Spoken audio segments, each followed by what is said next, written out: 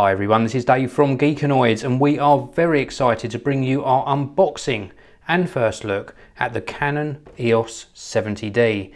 New technology inside the 70D, Dual Pixel CMOS Autofocus, which gives you camcorder-like autofocus during video recording. Now before I unbox this, I will give a big shout out to Park Cameras.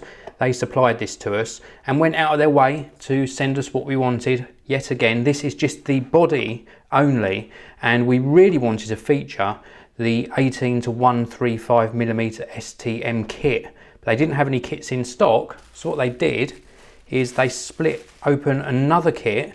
I think it was like a 700D or just one of the other models in the Canon range, and sent us the 18-135 STM lens as well. So they made up the kit bundle, and I'm just so pleased they did that. So big thank you to Park Cameras, who we use for all of our camera supplies. So without further ado, let's get this unboxed, have a look, see what we get inside. So first thing we're going to be presented with, as always, we've got some details here about EOS magazine. Next up, we have got some information about portrait and landscape photography. And then we've got a little pack here. We never really open these up, but they contain basically a basic instruction manual. And then we've got access to the Canon image gateway as well.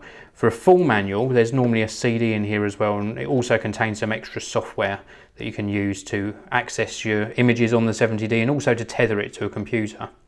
So a nice pack of information. And then we're down into the main compartment of the box. So let's see what we get in here. Well, we do this side first because this side's the exciting bit. This is the camera itself. So we've got a UK power cable, figure of 8 connector on this end, and then the 3-pin UK plug on this end. Next up, we've got a little compartment underneath, and we're going to have all of the accessories in here. We've got a USB cable. We've also got a Canon branded EOS 70D camera strap. We've got the battery. We'll show you the battery. This is the same battery as they use in all of their latest cameras, so it should be compatible with other models in the range, or if you're moving from another model, you might be lucky and be able to use that inside this camera as well. Let's just take the cover off. So here we go. This is the LP-E6. It's an 1800 milliamp hour battery. And as I say, this comes over from other models, so if you are using this perhaps as a second body to a 5D Mark III, pretty sure it's the same battery in the 5D Mark III as well. And then we've got a multi-voltage charger. So this will work in all countries, 100 volts to 240 volts. That figure 8 power cable goes in here, so if you are traveling around the world, just get the local figure 8 power cable, and then you can use this to charge your LP-E6 battery. And then last compartment in here contains the camera itself. So let's get this packaging out of the way. Just pop that over the back there. And this has got a new 20.2 megapixel CMOS sensor. It's capable of capturing 7 frames per second. It's got 19 all cross type autofocus points, vari-angle LCD, really nice large bright 3-inch clear view 2 viewfinder, and that's a sort of a movable screen as well, which I'll show you in a short while. A Digic 5 processor, or 5 plus processor I should say, ISO range of 6400 maximum in video mode and 12,800 in photo mode. 1080p video, and it's got the new all-eye compression mode, so it should give really good quality video. That's come over from the 5D Mark III, and plenty of other features as well. So let's take a look around the camera. So as I mentioned, behind here we've got the 20.2 megapixel APS-C size sensor. This is obviously the front of the camera. We've got lens release here. We've got access here to the pop-up flash on this button. And then if I move around to the side here, we've got some flaps that cover up various ports on the 70D. Now, just above the covers, this is a little mini speaker. And then underneath this flap, we have got a remote control input and also 3.5mm microphone input. Underneath the second flap, which is this one here, we've got HDMI out and also AV out as well.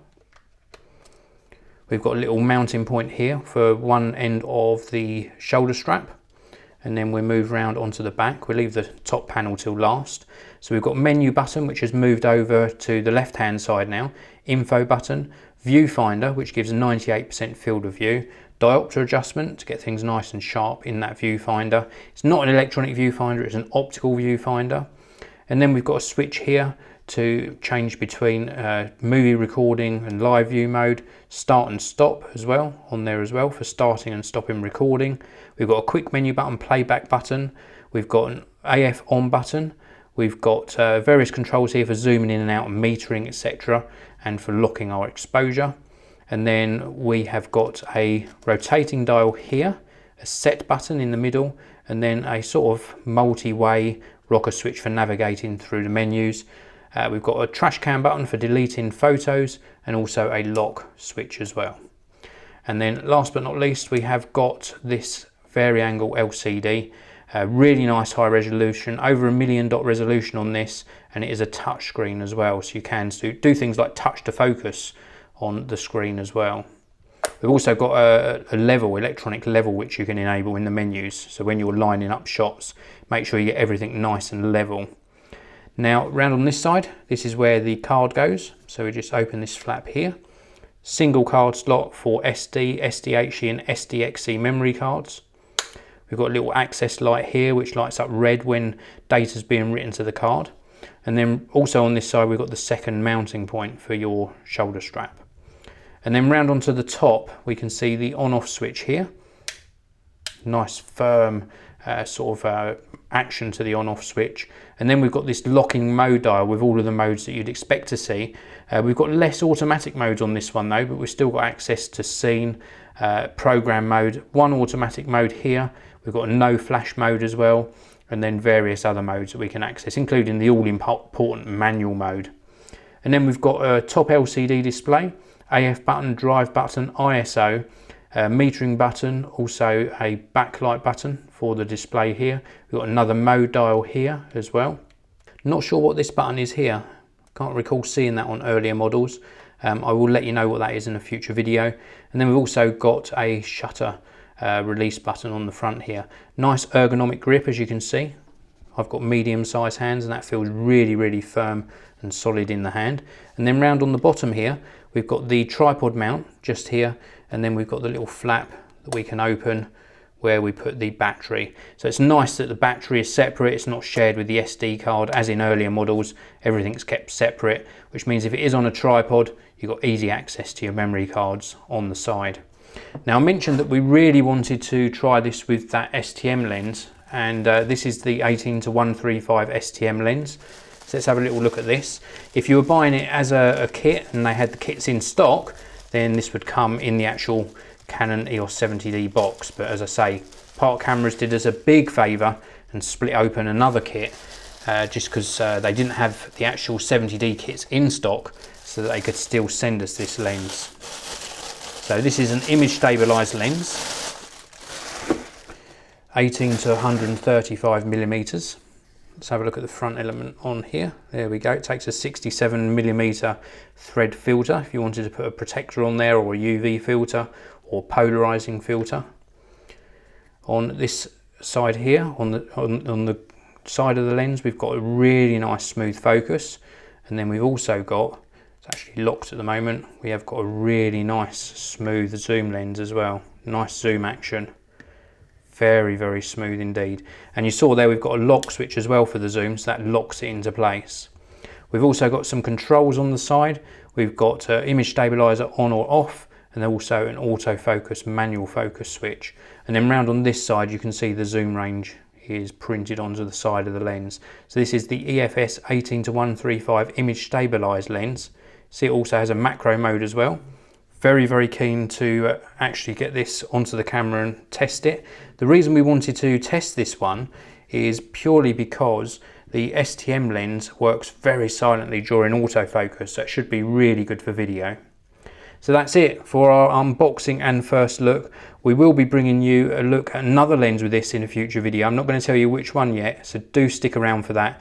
And also for a look at the Dual Pixel CMOS Autofocus test. So we'll show you how the autofocus works on the Canon EOS 70D. So thanks very much for watching. If you've enjoyed this video, please do give it a thumbs up, and I'll see you all in the next one.